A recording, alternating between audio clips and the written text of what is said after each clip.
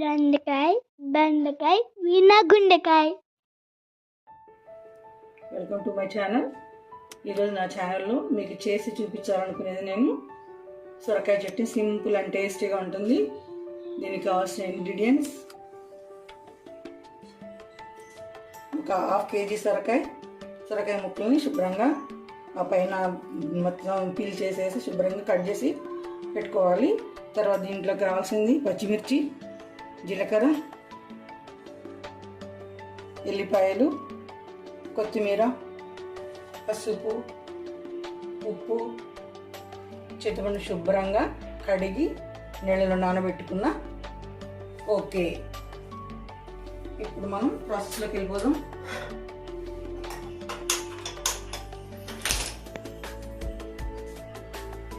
తీసుకుని దాంట్లోకి సరిపడా ఆయిల్ తీసుకున్నాము.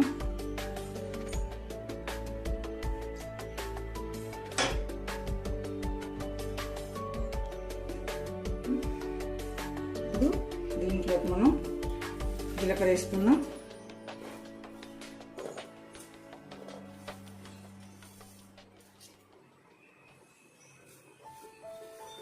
జీలకర్ర శుభ్రంగా వేగిన తర్వాత దీంట్లోకి పచ్చిమిర్చి, నేను 6-7 పచ్చిమిర్చి తీసుకున్నాను.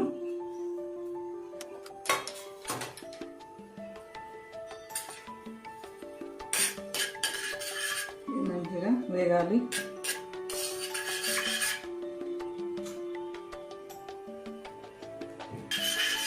వేగిన తర్వాత అందులోకి పచ్చిమిర్చి వేసుకున్నాం.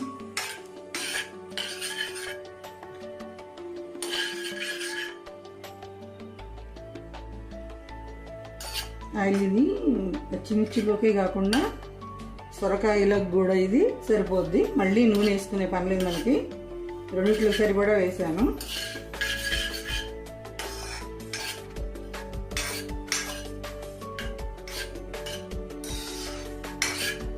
కొంచెం సన్నటి సగలాగా వేగాలి. స్టవ్ పెంచేసుకుంటే అది ఒకసారి మాడి నల్లగా అయిపోతగింది. దీంట్లోకి ఇప్పుడు మనం మిర్చి వేసుకున్నాం. 6-7 తీసుకున్న పచ్చిమిర్చి సరిపోదు. దీంట్లోకి వీటిని మళ్ళీ ఒక్కసారి కడిగి శుభ్రంగా వీటిని తెల్లేకుండా వేసుకుని విడిచిపెట్టుకోవాలి. మిరపకాయని ఇట్లా విడిచిపెట్టి తెల్లేకుండా వేసిన ఈ చిటపట్లు ఆడుతుంటాయి. చూస్తున్నారు కదా మీరు. వీటిని ముందే విడిచిపెట్టుకోండి, లేదంటే ఒక్కసారి పేలిపోతాయి పచ్చిమిర్చి. జాగ్రత్తగా ఉండండి. నేను ఎప్పుడు ఇలాగే మధ్యకి విడిచేసేస్తాను. దాంట్లో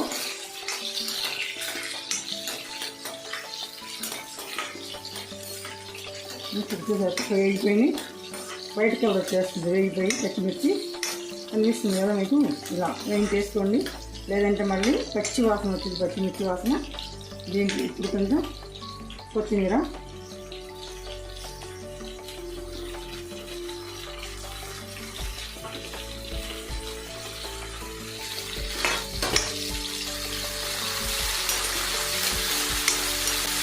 కొత్తిమీరను మంచిగా వేగాలి. కొంచెం పచ్చిపోయినాక వేగాలి. పచ్చింది అనుకోండి సొరకాయ చట్నీ పాడైపోద్ది. ఈ సొరకాయ చట్నీ రెండు దోశల్లోకి, గారెల్లో వేసుకోవచ్చు, తర్వాత చపాతీ, పూరి వాటిలోకి వేసుకోవచ్చు. పెద్దస్తమానం పల్లీ చట్నీ బోరుగొట్టి ఇది వేసుకోవచ్చు, లేదా రెండు వేసుకోవచ్చు. పల్లి చట్నీతో పాటుగా అది కొంచెం కొంచెం వేసుకోవచ్చు. రెండు దగ్గర పడింది, అది మగ్గుతూ ఉంది. ఈ పచ్చిదనం కొంచెం పచ్చిదనం పోతే సొరకాయ చట్నీ కొన్ని రోజులైన ఉంటుంది, అవే ఫ్రెష్నెస్ ఉంటుంది. చక్కగా మగ్గుతుంది.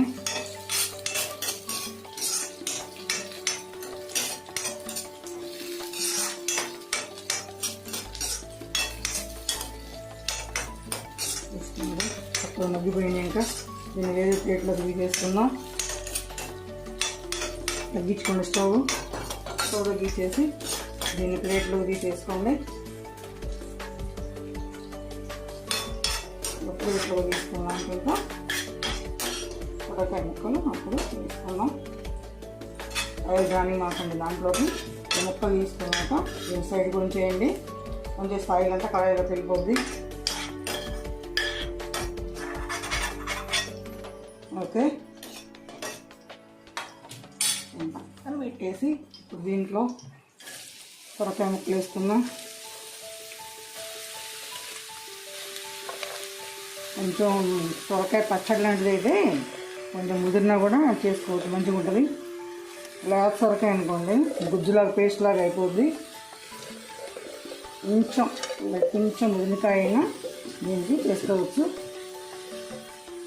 ఒక్క నిమిషం దీని మీద ప్లేట్ పెట్టేసాం అనుకోండి, ఇది తిప్పడానికి వీలు కాదు కాబట్టి ఒక్క నిమిషం ప్లేట్ పెట్టాం అనుకోండి. దీని మీద ప్లేట్ పెట్టేస్తే దీని మీద ప్లేట్ పెట్టేసుకుని ఒక్క నిమిషంలో మగ్గుద్ది. మగ్గిన తర్వాత అప్పుడు దీన్ని కలిపేసుకుంటాం. దీంట్లోకి 3 స్పూన్స్ వేసుకోండి, చాలా తర్వాత చూసుకుందాం. తర్వాత చెక్ చేసుకొని వేసుకోండి. 3 స్పూన్స్ వేసాను సాల్ట్. ఓకే, దీంట్లోకి ఇప్పుడు ఒక్క నిమిషం పసుపు వేసుకుంటున్నాను.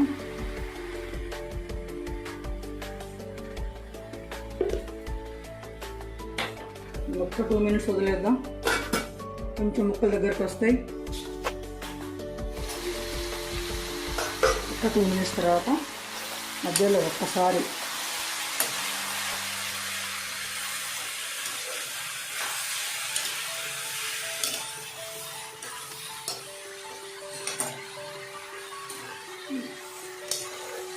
ఇలా కలిపేసి పెట్టుకుంటే ఇంకా కాసేపు మళ్ళీ ఒక 5 మినిట్స్ ఉంచాలి ముక్కలు మగ్గాలంటే.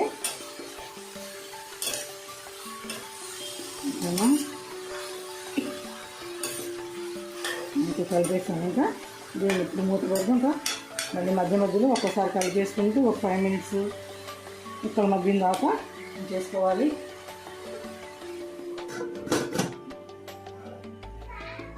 ఇంకా 3 మినిట్స్ దాకా అయింది. ఇప్పుడు చూడండి ముక్కలు ఎలా దగ్గర పడే ముక్కలు. ఈ ముక్కల్లో నానబెట్టుకున్న చింతపండు ఉంది కదా, ఒక పెద్ద నిమ్మకాయ సైజు అంత నిమ్మపండు, అంత చింతపండు దీంట్లో వేసేయండి. దీంట్లో వేస్తే మనకి పచ్చడి 10 రోజులు కాదు నెల రోజులు ఉంటుంది ఈ పచ్చడి. నేనైతే అలానే ఉంచి ఫ్రిడ్జ్లో చేసి పెట్టుకుంటా. మా బాబా ఆఫీస్కి వెళ్తాడు, వాడికి మార్నింగ్ ఉప్మాలో కానీ దేంట్లోనే ఏదో ఒక చట్నీ ఉండాలి ఖచ్చితంగా. అందుకని ఈ చట్నీ చేసి నేను ఫ్రిడ్జ్లో పెడతాను. ఈ చింతపండు దీంట్లో ఉడికించుకున్నారనుకోండి ఇంకా ఎన్ని రోజులైనా ఉంటుంది, నో డౌట్. అందుకే చింతపండు కూడా దీంట్లో వేస్తున్నా.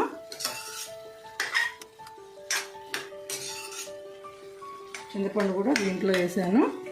ఇంక ఇప్పుడు దీన్ని ఇంక కాసేపు వదిలేస్తాను. పూర్తిగా మగ్గిన తర్వాత చింతపండు కోసం ఇప్పుడు దీన్ని మూత తీసి చూపించాను. ఇప్పుడు చింతపండు వేయాలని చెప్పేసి ఇప్పుడు దీన్ని ఉడుకుతుంది చూడండి. ఇంకా దీన్ని ఎవరు చేసేస్తున్నా. దీన్ని కాసేపు దానిపైన దాన్ని చేసుకునిద్దాం. చూడండి మళ్ళీ ఒకసారి చూడండి ముక్కలు మంచిగా ఉడుకుతున్నాయో, మగ్గిపోతే కొంచెం ఏసరి దగ్గర పడితే ఇప్పుడు మనం ఈజీగా చట్నీ చేసుకోవచ్చు.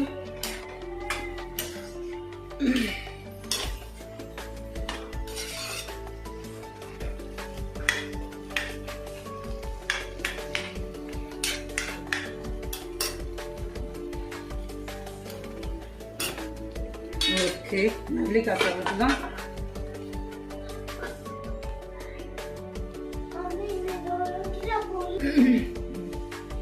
చూస్తుండండి, ఇంకా చూసారా ఒక మగ్గిపోయిన ముక్కలన్నీ ఒక్కసారి కలిపేసేసి ఒకసారి ముక్కల్ని ఇంకా స్టవ్ బంద్ చేసుకోండి. ఇంకా బాగా చల్లారాక మిక్సీలో వేసుకుందాం. వేడివేడిగా మిక్సీ జార్లో వేయొద్దు, పాడైపోతాయి. అందుకని చల్లారాక మిక్సీ జార్లో వేసుకుంటాం.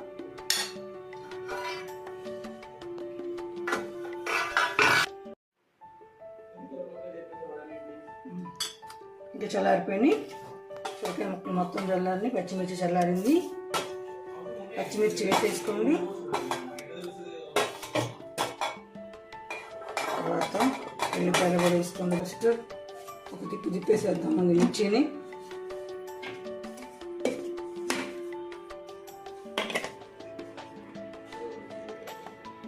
తిప్పులు తిప్పాను కదండి.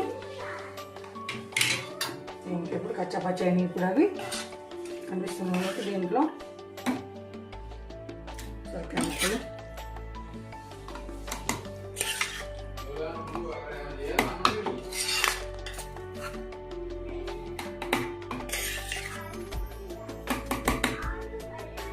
కొన్ని నిమిషాలు తర్వాత వేసేద్దామని ఇప్పుడు నేను తీసి చూసారు కదా. ఇప్పుడు మిగిలిన ముక్కలు కూడా వేసేసుకుంటా.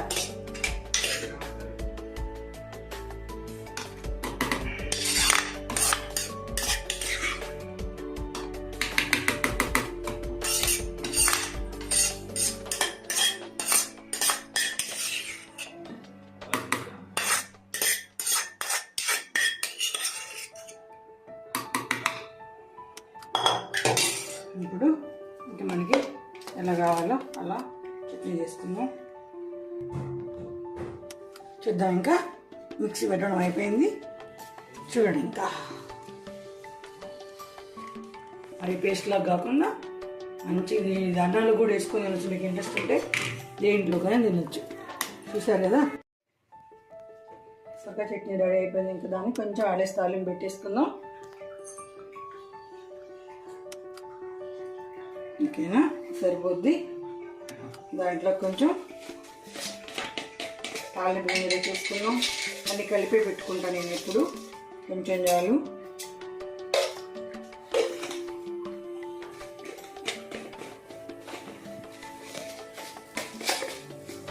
తర్వాత 2 ఎండుమిరపకాయలు,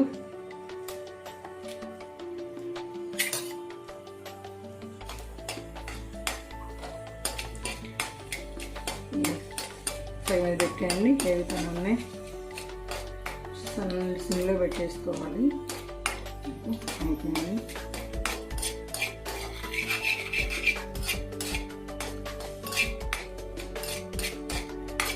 కొంచెం సరిపోద్దాయి. దీంట్లోకి ఎక్కువ వేయద్దు. ఓకే, దీంట్లో కొంచెం అంతా కొత్తిమీర జస్ట్ 2 ఆకులు చాలు.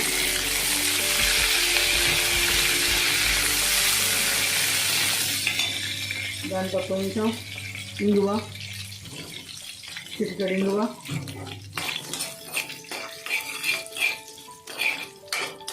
ఓకే. స్టవ్ ఆఫ్ చేసేసాను.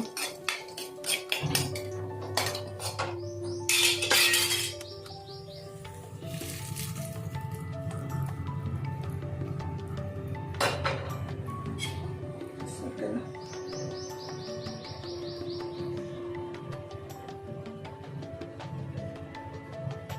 ఓకే కదా.